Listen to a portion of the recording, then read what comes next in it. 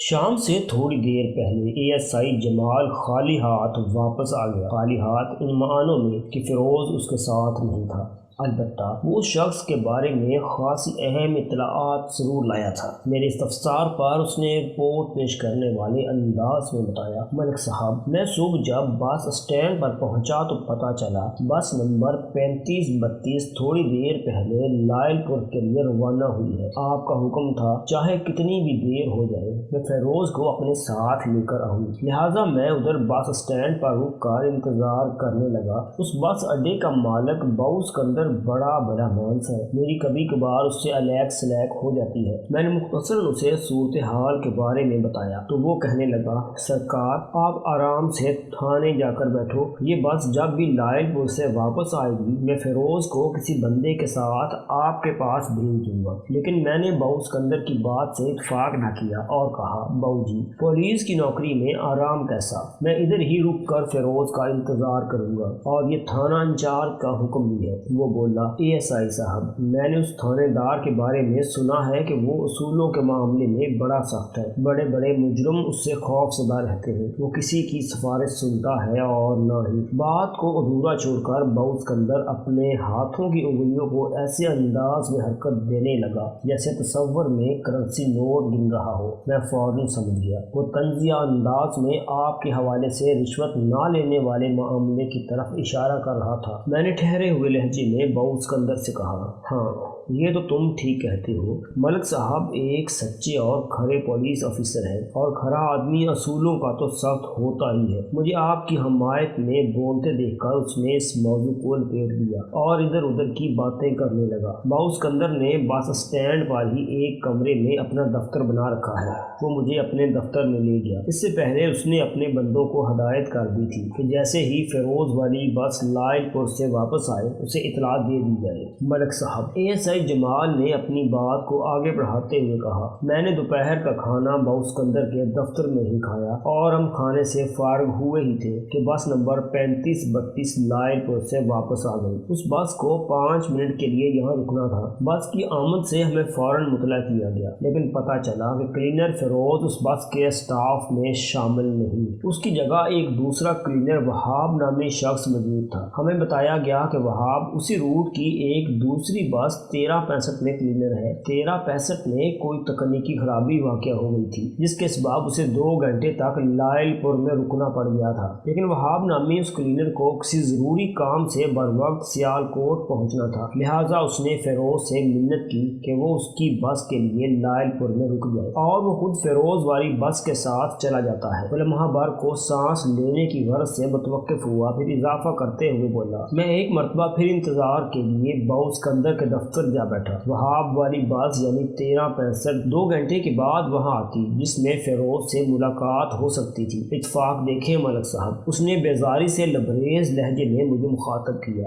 آج کا دن اچھا نہیں ہے۔ جب مذکورہ بس اسٹینڈ میں آ کر لگی تو پتہ چلا فیروز اس بس کے ساتھ بھی نہیں آیا۔ تحقیق اور تفتیش سے یہ نتیجہ سامنے آیا کہ لائل پور کے بس اڈے میں اسے ایک درینہ دوست مل گیا تھا اور وہ اس کے ساتھ لاہور کی طرف چلا گیا ہے۔ اس نے وہاب والی بس کے ڈرائیور کو یہ بتایا ہے کہ رات کو وہ نظام آباد واپس آ جائے گا۔ یہ ہے کل کہانی ملک صاحب۔ اے ایس آئی جمال کی طویل وضاحت ختم ہوئی تو میں گہری سوچ میں ڈوب گیا۔ پتہ نہیں کیوں مجھے یہ محسوس ہونے لگا کہ حجاب کی اس چکر بازانہ اتفاق گری میں سراسر فیروز کا ہاتھ ہے، وہ دانستہ چھپتا پھر رہا ہے۔ بہرحال یہ اطلاع خوش آئند تھی کہ وہ آج رات نظام آباد پہنچنے والا تھا۔ یہ اطلاع فراہم کرتے ہوئے اگر اس نے 1365 والے ڈرائیور سے کوئی غلط بیانی نہ کی ہو تو اس روز ہفتے کا دن تھا اور اب یہ دن اختتام پر تھا۔ گنجے صوبے دار دلاور سے مجھے فیروز کے جن معاملات کا پتہ چلا تھا ان کے مطابق وہ ہفتے کی رات کو نظام آباد آتا تھا اور اگلے روز یعنی اتوار کی شام وہ دوبارہ اپنی ڈیوٹی پر چلا جاتا۔ اس حساب سے آج رات نظام آباد میں اس کی آمد معمول کے عین مطابق ہوتی۔ میری اب تک کی تفتیش کے مطابق فیروز تک رسائی اس کیس کو حل کرنے کے لیے بہت ضروری تھی۔ شادو سے ملاقات کے دوران جو حقائق سامنے آئے ان کی روشنی میں فیروز نامی وہ بندہ نذیر احمد کے گھر میں ہونے والی چوری کی واردات میں بلا واسطہ ضرور ملوث تھا۔ ان حالات کے پیش نظر میں نے فیروز کو آج رات اس کے گھر میں چھاپنے کا فیصلہ کیا اور ASI کو اہم ہدایات دے دی۔ اگر ایک مرتبہ فیروز میرے ہتھے چڑھ جاتا تو میں اس کی زبان کھلوا کر کسی مثبت نتیجے پر پہنچ سکتا تھا۔ ٹھیک 10 بجے رات ہم پوری تیاری کے ساتھ نظام آباد کی طرف روانہ ہو گئے۔ میرے ساتھ ASI کے علاوہ کانسٹیبل شکور بھی تھا۔ میں اگر چاہتا تو ASI کو شکور کے ساتھ بھی ادھر روانہ کر سکتا تھا، لیکن میں نے اب خود بھی جانا ضروری سمجھا۔ پتہ نہیں کیوں میرے اندر فیروز کو جلد از جلد گرفت میں لانے کا اشتیاق پیدا ہو گیا تھا۔ ہمارا تانگہ نظام آباد کے مین بازار سے گزرتے ہوئے صوبے دار کی دکان تک جا پہنچا۔ صوبے دار دکان کو سمیٹنے کی کوشش کر رہا تھا۔ اس کام میں 12-13 سال کا ایک لڑکا بھی اس کی مدد کر رہا تھا۔ ہمارے تانگے پر نگاہ پڑی تو وہ رک گیا۔ پھر تانگے میں مجھے بیٹھا ہوا دیکھا تو وہ سب کچھ چھوڑ چھاڑ کر ادھر ہی آ گیا اور حیرت بھرے لہجے میں بولا، تھانے دار صاحب آپ اس وقت خیریت تو ہے نا؟ میں نے اس کے سوال کو نظر انداز کرتے ہوئے کہا، لگتا ہے تم اپنی دکان کو بند کر کے جانے ہی والے تھے۔ جی ہاں۔ اس نے اسباب میں اپنے گنجے سر کو حرکت دی۔ اس حرکت میں بڑی برکت تھی کیونکہ اس کے ساتھ ہی اس کی توند میں بھی اچھی خاصی تھرتھراہٹ پیدا ہوئی تھی۔ چنانچہ اس کے دونوں ہاتھ بے ساختہ تہ بند کو سنبھالا دینے کے لیے دوڑ پڑے اور پھر وہ پھولے ہوئے لہجے میں بولا، جناب میں تو 9 بجے تک دکان بند کر دوں لیکن یہ نہیں کرنے دیتی۔ اس نے آخری جملہ ایسے معنی خیز سادگی سے ادا کیا کہ میں پوچھے بغیر نہ رہ سکا، وہ کون ہے صوبے دار جی جو تمہیں دکان بند کرنے سے روکتی ہے؟ میرے سنجیدہ استفسار پر وہ جذب سا ہو کر رہ گیا، پھر خسیانہ ہو کر بولا، جناب میرا مطلب تھا برفی۔ ایک لمحے کا توقف کرنے کے بعد وہ اضافہ کرتے ہوئے بتانے لگا، میں دودھ دہی اور ٹھنڈی بوتلوں کے علاوہ اس دکان میں برفی بھی بنا کر بیچتا ہوں۔ آج کل بوتلوں والا کام تو موسم کی وجہ سے ٹھنڈا ہی جا رہا ہے، البتہ میری بنائی ہوئی برفی لوگ بڑے شوق سے کھاتے ہیں۔ جب تک برفی والا تھال خالی نہیں ہو جاتا میں دکان بند نہیں کرتا۔ بعض اوقات رات کے 11 ساڑھے 11 بھی بج جاتے ہیں۔ اور یہ لڑکا کون ہے؟ میں نے اس کے مددگار کی طرف اشارہ کرتے ہوئے استفسار کیا۔ میرا بیٹا ہے سرکار، اس نے جواب دیا، میرا ہاتھ بٹانے کے لیے دکان پر آ جاتا ہے، پھر ہم رات کو ایک ساتھ ہی دکان بند کر کے گھر جاتے ہیں۔ بس تو پھر تمہارے پاس صرف 3 منٹ کا وقت ہے۔ میں نے اپنی رسٹ واچ پر نگاہ ڈالتے ہوئے کہا، تم دکان کو جلدی سے بند کر لو، تمہیں میرے ساتھ چلنا ہوگا ابھی اور اسی وقت۔ کہاں؟ صوبے دار دلاور نے چونک کر میری طرف دیکھا۔ میں نے ٹھہرے ہوئے لہجے میں کہا، فیروز کے گھر۔ اوہ! وہ ایک گہری سانس خارج کرتے ہوئے بولا، تو یہ خبر آپ تک پہنچ گئی کہ فیروز نظام آباد میں قدم رکھ چکا ہے؟ وہ ابھی 15-20 منٹ پہلے ہی تو مجھ سے الیگ سلیگ کر کے اپنے گھر کی طرف گیا ہے۔ میں نے اسے نذیر بوتلوں والے کے گھر میں ہونے والی چوری کی واردات کے بارے میں بتایا تو وہ سخت افسوس کرنے لگا۔ لفظ سخت کے صحیح معنی تو فیروز کو اس وقت پتہ چلیں گے جب وہ میرے تھانے کی حوالات میں پہنچے گا۔ میں نے سنگین لہجے میں کہا، فوراً دکان بند کر کے تانگے میں آ جاؤ، فیروز کے گھر تک ہمیں تم ہی پہنچاؤ گے۔ وہ متذبذب نظر سے میری طرف دیکھتے ہوئے بولا، اس نے ایسا کیا کر دیا ہے تھانے دار صاحب؟ ساتھ چل رہے ہو نا؟ میں نے قدرے درست لہجے میں کہا، سب کچھ اپنی آنکھوں سے دیکھ لینا۔ ٹھیک ہے ٹھیک ہے جناب۔ وہ بڑی صورت سے یو ٹرن لیتے ہوئے بولا، آپ خفا نہ ہوں، میں 3 منٹی دکان کو تالا لگاتا ہوں۔ فیروز کی زبان کا تالا کھلانے میں مجھے کسی دقت کا سامنا نہیں کرنا پڑا۔ رات 11 بجے میں اسے اس کے گھر سے گرفتار کر کے تھانے پہنچانے میں کامیاب ہو گیا۔ اس نے اور اس کے ساتھ ہی صوبے دار نے بھی اس گرفتاری کا سبب جاننے کی بہت کوشش کی، لیکن میں نے صرف ایک جملہ بول کر سب کی زبانیں بند کر دی۔ سوال و جواب تھانے پہنچنے کے بعد ہوں گے۔ اور اب فیروز میرے روبرو بیٹھا ہوا تھا، ہم دونوں کے سوا کمرے میں اور کوئی بھی نہیں تھا۔ صوبے دار کو میرے حکم پر باہر ہی روک لیا گیا تھا۔ میں نے حوالدار کرامت اللہ کو ہدایت کر دی کہ صوبے دار اگر گھر جانا چاہے تو اسے روکنے کی کوشش نہ کی جائے، اور اگر وہ پوچھے تو فیروز کے بارے میں اسے حقیقت حال سے آگاہ کر دیا جائے۔ میں جانتا تھا وہ اپنے تعلق دار فیروز کی گرفتاری کا سبب جاننے کے لیے ہمارے ساتھ تھانے چلا آیا تھا، اور میں نے راستے میں نے اس سلسلے میں کسی سے کوئی بات نہیں کی تھی۔ فیروز کو اپنے کمرے میں لانے کے بعد میں اس کے ساتھ مصروف ہو گیا۔ فیروز کی عمر 25 اور 27 سال کے درمیان رہی ہوگی۔ وہ متناسب جسم کا مالک ایک درمیانہ قد شخص تھا۔ اس کی صورت شکل میں ایسی کوئی بات نہیں تھی جس کا خاص طور پر ذکر کیا جائے۔ حلیہ اور وضاحت مزدوروں جیسی تھی۔ وہ نظام آباد میں اپنی بوڑھی ماں کے ساتھ رہتا تھا۔ اس کا گھر ریلوے لائن کے قریب واقع تھا۔ اس کی گرفتاری پر بوڑھی ماں نے خاصا وبیلا مچایا تھا، لیکن میں نے بہار بی بی کی تسلی کی خاطر کہہ دیا کہ میں ایک ضروری معاملے میں پوچھ گچھ کے لیے اس کے بیٹے کو ساتھ لے کر جا رہا ہوں۔ اگر وہ بے قصور ہوا تو صبح واپس آ جائے گا۔ تو بیچاری سوائے صبر کے اور کچھ نہیں کر سکتی تھی۔ میں چند لمحات تک بڑی گہری نظر سے فیروز کا جائزہ لیتا رہا۔ وہ بے چینی سے پہلو بدلتا رہا لیکن منہ سے کچھ نہیں بولا۔ میں نے ٹھہرے ہوئے لہجے میں اس سے دریافت کیا، جانتے ہو تمہیں کیوں گرفتار کیا گیا ہے؟ یہ بات اگر مجھے معلوم ہوتی تو میں آپ سے کیوں پوچھتا جناب؟ وہ سخت پریشانی کے عالم میں بولا، خدا را مجھے بتائیں اس گرفتاری کا آخر مقصد کیا ہے؟ میں نے پوچھا،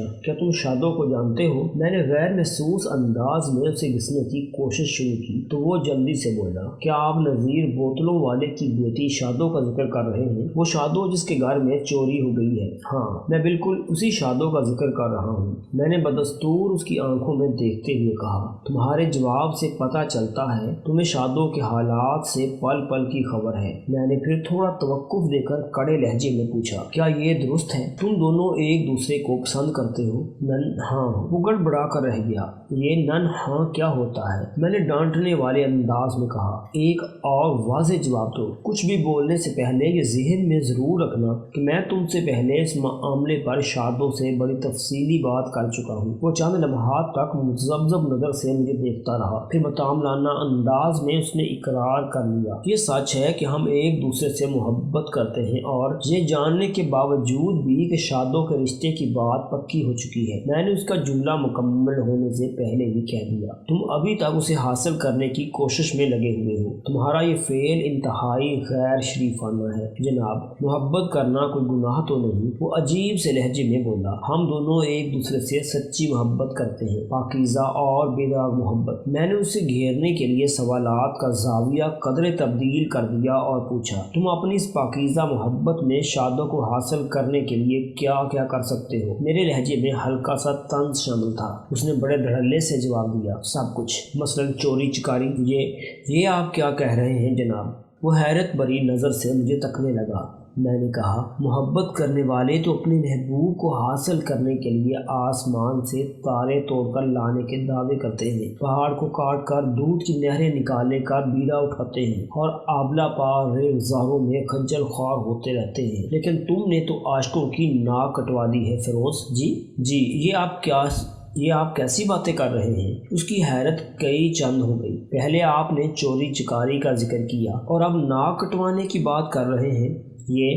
یہ کیا ماجرا ہے جناب؟ میں نے اس کی آنکھوں میں جھانکتے ہوئے گمبھیر لہجے میں کہا، ماجرا یہ ہے کہ تم نے شادو کے گھر چوری کر کے یا کروا کے آج تک پیدا ہونے والے تمام عاشقوں کی پیٹھ میں چھرا گھونپ لیا ہے۔ اسے کہتے ہیں ناک کٹوانا۔ اس کی آنکھوں میں وحشت سی بھر گئی۔ سٹپٹائے ہوئے لہجے میں بولا، جناب آپ بالکل غلط کہہ رہے ہیں، آپ کو کوئی بڑی غلط فہمی ہو گئی ہے۔ شادو کے گھر میں نے چوری نہیں کی، میں ایسا نہیں ہوں تھانے دار صاحب، کسی نے آپ کو میرے بارے میں غلط اطلاع دی ہے۔ میں نے کہا تھا نا، اس بات کو ذہن میں رکھنا کہ میں شادو سے اس معاملے پر بڑی تفصیلی بات کر چکا ہوں۔ میں نے اس کے چہرے کو گھورتے ہوئے سخت لہجے میں کہا، لیکن لگتا ہے تمہاری یادداشت بہت کمزور ہو گئی ہے، تمہیں ایک رات کے لیے اپنا مہمان بنانا پڑے گا۔ ہماری خاطر تواضع سے تو انسان کے 14 طبق گل ہو جاتے ہیں، اس کے بعد 15واں طبق خود بخود روشن ہو جاتا ہے اور مہمان کسی ٹیپ ریکارڈر کی مانند بولنے لگتا ہے۔ میرے الفاظ کی سنگینی کو محسوس کر کے اس کا سیما ہو گیا،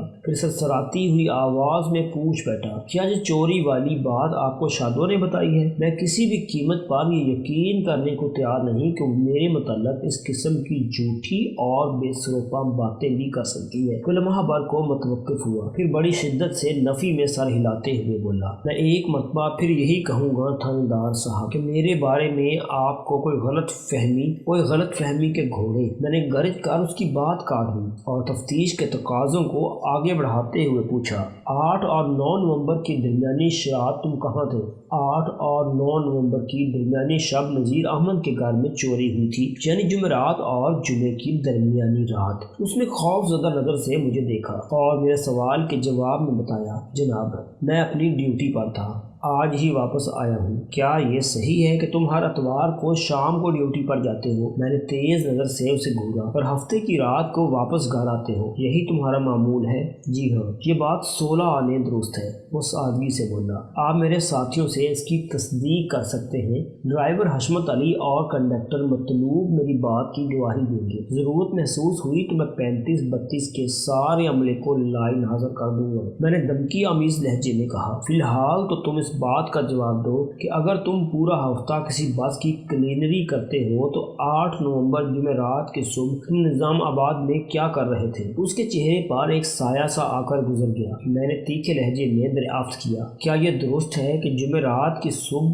تم صرف اور صرف شادوں سے ملنے کے لیے نظام آباد آئے تھے؟ لمحہ بار کے توقف کے بعد میں نے سنسنی خیز انداز میں اضافہ کیا، جھوٹ بول کر تم خود کو ایک بہت بڑی مصیبت میں گرفتار کر لو گے، جبکہ سچ بولنے کی صورت میں تمہارے لیے کوئی گنجائش نکال سکتا ہوں۔ ان لمحات میں وہ مجھے بڑی کڑی آزمائش سے دوچار نظر آیا، تاہم وہ جس نوعیت کی صورتحال میں پھنس گیا تھا اس کے پیش نظر فرار کی بجائے اس نے اقرار ہی میں عافیت جانی اور مسکینوں جیسی آواز میں بولا، جی میں شادو ہی سے ملنے آیا تھا۔ کیوں؟ کیا اچانک کوئی ضروری کام یاد آ گیا تھا؟ میں نے چبھتے ہوئے لہجے میں سوال کیا۔ جی ایک ضروری کام ہی تھا، وہ جذبت ہوتے ہوئے بولا، اور وہ ضروری کام یہ تھا نا۔ بات ختم کرتے ہوئے میں نے میز کی دراز میں سے مرکری کروم والی ڈبیا نکال لی، پھر مذکورہ ڈبیا کو فیروز کے سامنے میز پر رکھ دیا اور انگلی سے ڈبیا کی جانب اشارہ کرتے ہوئے سوالیہ نظر سے فیروز کو گورنے لگا۔ وہ لکنت زدہ لہجے میں بولا، یہ آپ کو کہاں سے ملی؟ میں نے جب یہ ڈبیا شادو کو دکھائی تھی تو اس نے بھی تم سے ملتا جلتا ہی سوال کیا تھا۔ میں نے ایک لفظ پر زور دیتے ہوئے کہا، پھر سخت لہجے میں استفسار کیا، کیا تم جمعرات کی صبح یہی ڈبیا شادو کو دینے کے لیے نظام آباد پہنچے تھے نا؟ اقرار کرنے کے سوا اس کے پاس کوئی چارہ کار نہیں بچا تھا۔ شکست خوردہ انداز میں اس نے یک لخت جواب دیا، ہاں۔ تم نے یہ ڈبیا شادو کو کس مقصد کی خاطر دی تھی؟ میں نے اس کی آنکھوں میں دیکھتے ہوئے پوچھا، پھر فوراً ہی یہ تنبیہی اضافہ بھی کر دیا، میں تمہارے منہ سے وہ جواب نہیں سننا چاہتا جو کہانی تم نے شادو جیسی بھولی بھالی لڑکی کو سنائی ہے۔ میں نے شادو سے کوئی غلط بیانی نہیں کی تھی، وہ بے یقینی سے میری طرف دیکھتے ہوئے بولا، اور آپ سے بھی کوئی جھوٹ نہیں بولوں گا جناب، اس ڈبیا کے اندر ایک تعویذ تھا اور کچھ دم کیا ہوا سفوف تھا، اور یہ دونوں چیزیں تم کسی پہنچے ہوئے بابا سے لے کر آئے تھے۔ میں نے اس کی بات کاٹ کر طنزیہ لہجے میں کہا، تاکہ شادو کی ماں رام ہو جائے، وہ شادو کی منگنی توڑ کر اس کی شادی تم سے کر دے، ہے نا؟ جی بالکل یہی بات ہے، وہ جلدی سے بولا، لگتا ہے شادو نے آپ کو سب کچھ سچ بتا دیا ہے۔ اس نے مجھے وہی بتایا ہے جو پٹی تم نے اسے پڑھائی تھی، میں نے فنکار سے مشابہ لہجے میں کہا، لیکن شادو کی طرح میں تمہارے فریب میں نہیں آؤں گا، میں حقیقت جاننا چاہتا ہوں فیروز۔ جی یہ حقیقت ہی تو ہے۔ وہ الجھی ہوئی نظر سے مجھے تکنے لگا۔ میں نے ایک گہری سانس خارج کی اور سلگتے ہوئے انداز میں کہا، اس کا مطلب ہے شرافت کی زبان تمہاری سمجھ میں نہیں آئے گی، تمہیں کم از کم ایک رات کے لیے ٹرائل روم میں رکھنا ہوگا۔ وہ ٹرائل اور ڈرائنگ روم جیسی اصطلاحات سے بخوبی واقف نظر آتا تھا۔ میری بات سن کر اس کے چہرے پر خوف کی پرچھائیاں جھلکنے لگی۔ بڑے ہی عاجز لہجے میں اس نے مجھ سے کہا، تھانے صاحب میں یہ سفوف اور تعویذ واقعی ایک پہنچے ہوئے بابا سے لے کر آیا تھا۔ انہوں نے مجھے یقین دلایا تھا کہ اگر میں نے سفوف اور تعویذ کے سلسلے میں منو ان کی ہدایت پر عمل کیا تو میری بگڑی بن جائے گی۔ شادو کی ماں اس کا رشتہ جہانگیر سے توڑ کر مجھ سے جوڑ دے گی۔ بابا جی میرے حالات سے اچھی طرح واقف ہے۔ میں نے انہیں اپنی اور شادوں کی کہانی بڑی تفصیل سے سنائی تھی۔ میں نے کڑے لہجے میں کہا، فیروز شاید میں تمہاری بات کو سچ مان لیتا، لیکن کیا کروں، میں نے سچ تک رسائی حاصل کر لی ہے، اور یہ سچ تمہارے بتائے ہوئے سچ سے بہت مختلف ہے۔ وہ میری بات پوری ہونے سے پہلے ہی بول اٹھا، اگر آپ کو میری بات کا یقین نہیں آ رہا تو پھر اس سچ کے بارے میں بتائیں، تو پھر اس سچ کے بارے میں بتائیں جس تک آپ نے رسائی حاصل کی ہے۔ میں فیروز کے چہرے کے تاثرات کا بغور جائزہ لے رہا تھا۔ پہلی مرتبہ مجھے محسوس ہوا کہ وہ ڈر اور خوف کو بلائے طاق رکھ کر بات کر رہا ہے۔ میں نے بدستور اس کی آنکھوں میں دیکھتے ہوئے دو ٹوک انداز میں کہا، یہ وہی آزمودہ کار داؤ تھا جو اس سے پہلے میں شادوں پر چلا چکا تھا۔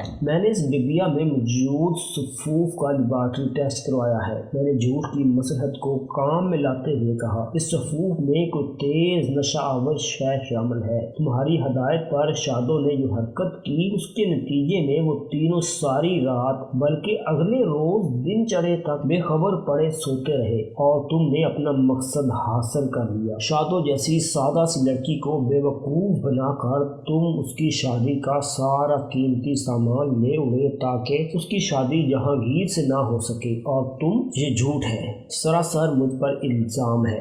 بے ساختہ احتجاجی انداز میں چیخا، چلاؤ مت۔ میں نے اسے دبکا مارا، تمہیں اس شوق کو پورا کرنے کا مناسب موقع دیا جائے گا۔ جب تم تفتیش کی چکی میں ڈالے جاؤ گے تو تمہارے وجود کا ایک ایک حصہ بڑے دردناک انداز میں چیخے گا اور مدد کے لیے پکارے گا۔ میں لمحہ بھر کو متوقف ہوا، پھر سناتے ہوئے لہجے میں اضافہ کیا، میں تم سے آخری مرتبہ کہہ رہا ہوں، شرافت سے اپنے جرم کا اقرار کر لو، ورنہ… میں نے دانستہ جملہ ادھورا چھوڑ دیا۔ وہ منت ریز لہجے میں بولا، اگر آپ کو میری بات کا یقین نہیں آ رہا تو جا کر بابا جی سے پوچھ لیں کہ انہوں نے مجھے دم کیا ہوا صفوف اور تعویذ دیا تھا کہ نہیں، پھر آپ کو میری بے گناہی کا یقین آ جائے گا۔ اچانک میرے ذہن میں روشنی کا ایک جھماکہ سا ہوا، اور پتہ نہیں کیوں مجھے یوں محسوس ہوا جیسے فیروز کسی بہت بڑی حقیقت کا انکشاف کر رہا ہو۔ اس نے جذبات انگیز لہجے میں جو کچھ کہا تھا اس میں مجھے سچائی کی جھلک نظر آئی۔ مجھے یقین سا آ چلا کہ وہ دروغ گوئی سے کام نہیں لے رہا، لیکن اس تمام تر سوچ کے باوجود بھی ایک کنگ سائز سوالیہ نشان بھی ذہن میں استادہ تھا۔ اگر نذیر احمد کے گھر میں ہونے والی چوری میں فیروز کا کوئی ہاتھ نہیں تو پھر کسی شیطان کا کارنامہ ہے۔ کہیں اس کیس میں وہ پہنچا ہوا بابا تو ملوث نہیں؟